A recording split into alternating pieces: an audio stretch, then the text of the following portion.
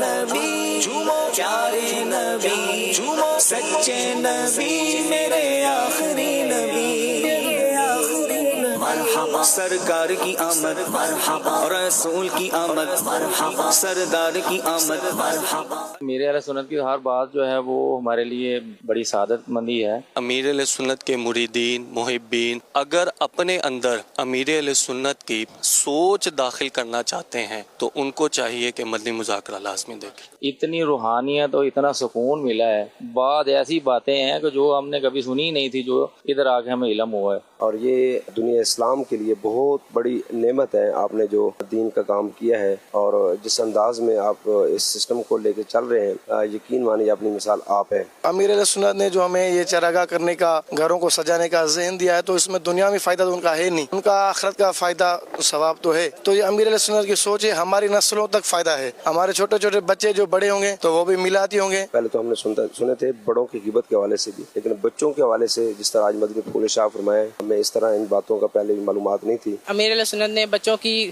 یعنی کہ تربیت کے بارے میں فرمایا، اور فرمایا کہ بڑوں کو کس طرح ان کی تربیت کرنی چاہیے، اور یہ فرمایا کہ جو غیبت کے لحاظ سے کہ بچوں کے والدین اکثر اوقات بچوں کی جو غیبت یا ان کے بارے میں جو بات ہے وہ دوسروں کے سامنے کر رہے ہوتے ہیں، جو کہ بچوں کی مستقبل میں یا اس وقت ان کی دل توڑنے کا باعث بن رہی ہوتی ہے۔ جو بچے ضدی وغیرہ یا لڑائی جھگڑا وغیرہ کرتے ہیں، ان کو علیحدگی میں بیٹھ کے آرام سے پیار سے سمجھانا چاہیے۔ آپ نے فرمایا کہ پاگل اور جانوروں کی بھی غیبت کرنا نہیں چاہیے۔ کسی نے ٹھوڈا نہیں لگایا، کسی نے پیر کو دبایا نہیں، بھی اٹھے بھائی، حاضر پیار کے سلوک ہے، اٹھے بھائی، آپ ایسا کریں، نماز اٹھ کے پڑھ لیں۔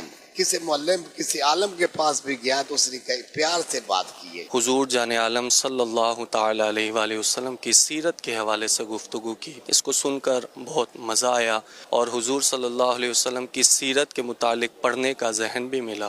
اور ماشاءاللہ جو نگران شورا نے فرمایا ہے کہ ایک دفعہ پھر سے جو ہے غیبت کی تباکاریوں سے باقاعدہ درس شروع ہونا چاہیے، تو میں نے آج نیت کی ہے کہ انشاءاللہ جیسے ہی گھر پہنچیں گے تو غیبت کی تباکاریوں سے انشاءاللہ درس بھی شروع کریں گے۔ اور نالان مبارک کے بارے میں بتایا کہ اس کے فوائد کے بارے میں، تو میں نے بھی نیت کیا ابھی نیچے جا کے دکان پر نیا لوں گا نقشے نالان پاک۔ الحمدللہ اس مدنی مذاکرے میں ہمیں بہت کچھ سیکھنے کو ملا ہے۔ میلاد پاک کا مہینہ ہے، جس طرح تو جذبہ بھی بہت ہے مسلمانوں میں، الحمدللہ یہ مزید ہمارا جذبہ بڑھا ہے یہاں کے۔ نقشے نالان پاک کے بارے میں ہمیں بتایا ہے، جس مال میں رکھا جائے وہ چوری نہیں ہوتا، اور جس مقصد کے لیے بھی نالان پاک کو اپنے پاس رکھیں گے وہ پورا ہو جاتا ہے۔ دین کے بارے میں کچھ نئی چیزیں سیکھنے کا موقع ملا، سیرت نبی صلی اللہ علیہ وسلم کا، اور ہمیں یہ بھی بتایا گیا کہ 12 ربیع الاول کیسے منانی چاہیے۔ جو سیکھا انشاءاللہ کوشش کریں گے دوسرے تک پہنچائیں گے، اور کوشش کریں گے زیادہ سے زیادہ اسلامی بھائی جلوس میں لے کر آئیں گے انشاءاللہ۔ اللہ رب العزت ان کا سایہ ہمارے سروں پہ تا دیر قائم فرمائے۔